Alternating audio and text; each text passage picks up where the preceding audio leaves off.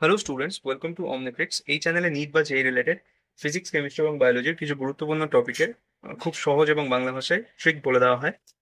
আগের আগের ভিডিওতে আমরা গ্রুপ 15, 16 এবং 17-এর মানে ইনঅর্গ্যানিক কেমিস্ট্রি যতগুলো হাইড্রাইড আছে সবগুলোর সমস্ত রকম যে প্রপার্টি গুলো আছে, যেমন acidic strength, basic strength, oxidising power, reducing power, thermal stability, solubility, এই সমস্ত কিছু কেবলমাত্র একটা ট্রিকের মাধ্যমে, তা আবার শুধুমাত্র 5 মিনিটের মধ্যে শিখেছি, যেটা কোয়েশ্চেন করতে তোমাদের 10 সেকেন্ডের বেশি লাগার সময় কথা না। তেমনি আজকে আমরা শিখবো ডুমাস মেথড। আর মাত্র 10 সেকেন্ডে ডুমাস মেথডে নিউমেরিক্যাল সলভ হয়ে যাবে এমন একটা ট্রিক শিখবো। প্রথমেই বলে রাখি, আমার শেখাতে বা বোঝাতে 5 মিনিট, 8 মিনিট বা 10 মিনিট লাগতে লাগতে পারে, কিন্তু আমার বোঝানো 100% এফিসিয়েন্ট। কেউ যদি একবার মন দিয়ে ভিডিওটা দেখে নেয়, তাহলে ক্লাস 5, 6-এর বাচ্চাও মিনিমাম 5 বছর এইখান থেকে কোয়েশ্চেন করতে পারবে। ডুমাস মেথড হচ্ছে গিয়ে ক্লাস 11 অর্গানিক কেমিস্ট্রির বেসিক একটা পার্ট। বেসিক একটা পার্ট বলতে বেসিক অর্গানিক কেমিস্ট্রির একটা পার্ট। তো প্রত্যেক 1 বছর পর পর এখান থেকে কোয়েশ্চেন আসে। এই বছর মানে 25 সালে নিটে কোয়েশ্চেন আসেনি, যেইতে এসেছিল। উম, তো পরের বছর চান্স আছে খুব বেশি ডুমাস মেথডের কোয়েশ্চেন আসার। আর যেইতে যেহেতু অনেকগুলো শিফট হয়, তাই কোন শিফটে আসবে পরের বছর তা বলা তো পসিবল না। তো চলো শুরু করা যাক। ট্রিকটা হচ্ছে এরকম: হয় এটা মনে রাখো, পাড়ার ভালো মাটি; না হয় এটা মনে রাখো, পুকুরের ভালো ট্যাংরা মাছ। এটার মানে কিছুই দাঁড়াচ্ছে না, এটা শুধু মনে রাখার জন্য আমি বলে রাখছি। আর এই যে আমি এই বক্সটা করেছি, এটা শুধুমাত্র ভিজুয়ালাইজ করার জন্য। আমি জানি যে এক্সাম হলে কোনো বক্স, ছক টক কিছু মনে রাখার বা মনে পড়বে তার কোনো গ্যারান্টি নেই। তো এইটা আর এইটা সেম, এটা হচ্ছে লিখা ট্রিক আর এটা হচ্ছে ভিজুয়ালাইজ করার জন্য ট্রিকটা। তো ট্রিকটা হচ্ছে এরকম: পাড়ার ভালো মাটি, প্রত্যেকটা ইনিশিয়াল দেখো। পাড়ার মানে পি, ভালোর ভি, মাটির এম, আর টি মাটি। তেমনি পুকুরের পি, ভালোর ভি, ট্যাংরার টি, মাছের এম, মানে পিভিএমটি। তো বুঝতে পারছো পিভিএমটির মানে কি। তো এখন পি, ভি, এম, টি, এইটুকুটা মনে রাখার জন্য আমি এই ট্রিকটা বানিয়েছি। এটা তুমি এটা মনে রাখলেও ভালো, বা শুধু ডাইরেক্ট এই ছকটা মনে রাখো তাহলেই হবে। এবার এই পি মানে জানো প্রেসার, ভি মানে ভলিউম, এম মানে মাস, টি মানে টেম্পারেচার, এটা সবাই জানে। এখন এই মাঝখান বরাবর আমি একটা দাগ দিলাম, এই দাগটা রিপ্রেজেন্ট করছে এসটিপি লাইনকে। এই দাগটা দুটো জিনিস রিপ্রেজেন্ট করছে। একটা হচ্ছে এটা এসটিপি কে বোঝাচ্ছে, আর একটা হচ্ছে মানে একটা হচ্ছে কি মানে এসটিপি তো বোঝাচ্ছেই, একটা হচ্ছে পিভি মানে উপরের পার্টটা নিচের পার্টটাকে সেপারেট করছে। আর দ্বিতীয় কথা, যে এটা বাইকে রিপ্রেজেন্ট করছে। বাই হয় না মানে এত বাই এত, 10/5 এরকম, মানে ওই বাইকে রিপ্রেজেন্ট করছে। এইগুলো আমাদের ঠিক এইটুকু আমার মনে রাখতে হবে, তার সাথে মনে রাখতে হবে মাল্টিপ্লাইড বাই 100%। এখন ডুমাস মেথডে আমাদের কি করতে বলা হয়? ডুমাস মেথডে বলা হয় একটা অর্গানিক কম্পাউন্ড দেওয়া হয়, সেই অর্গানিক কম্পাউন্ডের কিছু প্রপার্টি দেওয়া হয়, মানে হয় প্রেসার দেওয়া থাকবে বা ভলিউম, মাস, মানে এগুলোর মধ্যে যে তিনটা, চারটা বা দুটো যে কোনো কিছু দেওয়া থাকতে পারে। তারপর আমাদের সেই অর্গানিক কম্পাউন্ডে নাইট্রোজেন কত পার্সেন্ট আছে সেটা বের করতে বলা থাকে। এখন নাইট্রোজেনের পার্সেন্টেজ আমাদের কি বের করতে বলা হয়? আমাদের বের করতে বলা হয় নাইট্রোজেনের পার্সেন্টেজ কত। এখন এটা বের করতে গেলে আমাদের এই ট্রিকটা আমাদের শুধুমাত্র এতটা মনে রাখলেই হবে, এইটুকুটা মনে রাখলেই হবে। আমাদের ট্রিক হচ্ছে, যেহেতু এটাকে আমরা বাই হিসাবে নিয়েছি, আর এখানে কটা প্যারামিটার আছে? 1, 2, 3, 4, চারটা প্যারামিটার। এখন চারটা প্যারামিটারের জন্য আমাদের ট্রিক হচ্ছে কিছুটা এরকম: 1, 2, 3, 4, চারটা বাই দিলাম, প্রত্যেকটা মাল্টিপ্লাই করে দিলাম। আর এখানে যেহেতু পরে মাল্টিপ্লাইড বাই 100 ছিল, এই 100টা লিখে দিলাম 100%। এখন এই যেহেতু পি আর ভি দাগের ওপরে আছে, তাই পি আর ভি আমি দাগের উপরে লিখলাম। আর এম আর টি দাগের নিচে আছে, তো এম আর টি আমি দাগের নিচে লিখলাম। এখন এই যে ফাঁকা জায়গাগুলো থাকলো, এই ফাঁকা জায়গাগুলোতে কি লিখবো? পি এর ফাঁকা জায়গায় আমরা এসটিপি, পি এর এসটিপি ভ্যালু লিখবো।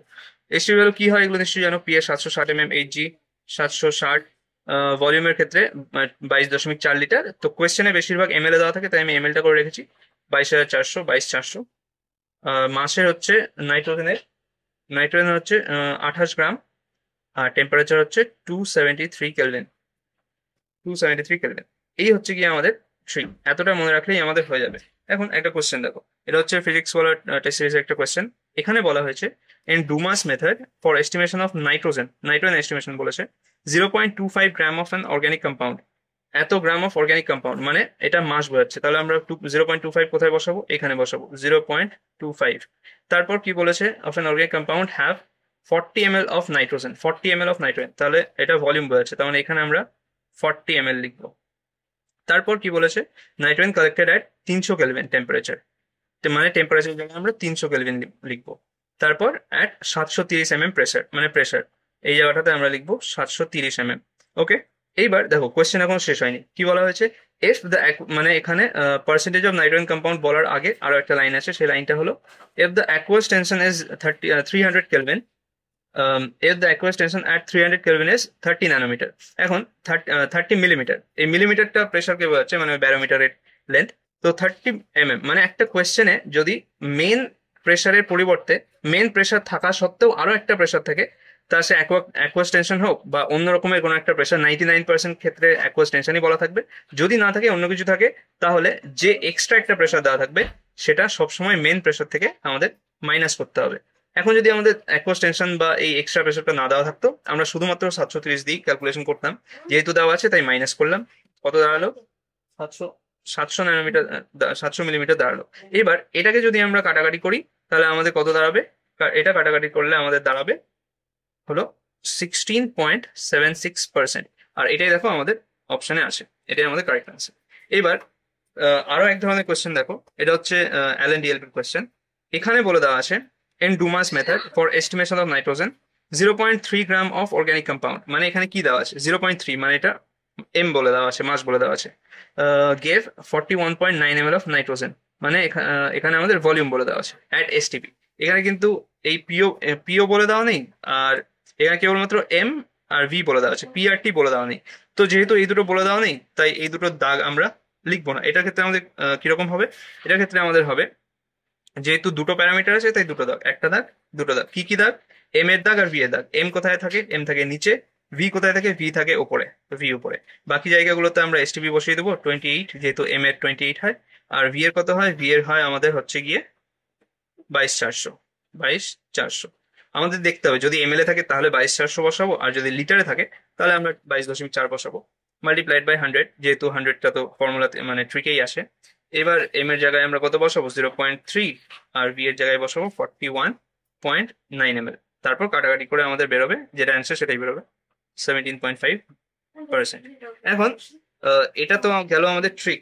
এর থেকেও আরো একটা ভালো ট্রিক হচ্ছে যে, যদি তোমরা কোনো কোনো কোয়েশ্চেনে, মানে এটা গেল তোমাদের, তাও 10 সেকেন্ডের মধ্যে এতটা ক্যালকুলেশন করতে হবে, যেটা 10 সেকেন্ডেরও কম সময় লাগবে বলে আমার মনে হয়।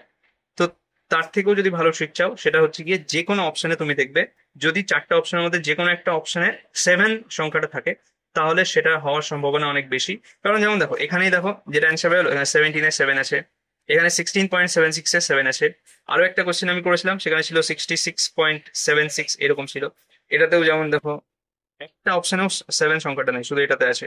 এটাতেও একটা অপশনে 7 সংখ্যাটা নেই, এটা আছে। এটা শুধুমাত্র একটা অ্যানালাইজ, কারণ আমি এমপিজি, এইচসি ভার্মা এগুলোতে করেছি, এগুলো প্রত্যেকটা যেটা অ্যান্সার ছিল সেটাতে 7 সংখ্যাটা ছিল। আর এই LNPW এগুলোতেও 7 সংখ্যাটা আছে, তাই আমার মনে হলো এটা তোমাদের বলে রাখা উচিত। তো এই ছিল আমাদের ট্রিক। যদি ভালো লাগে থাকে তাহলে তাহলে ভালো লাগবে আমার। Thank you.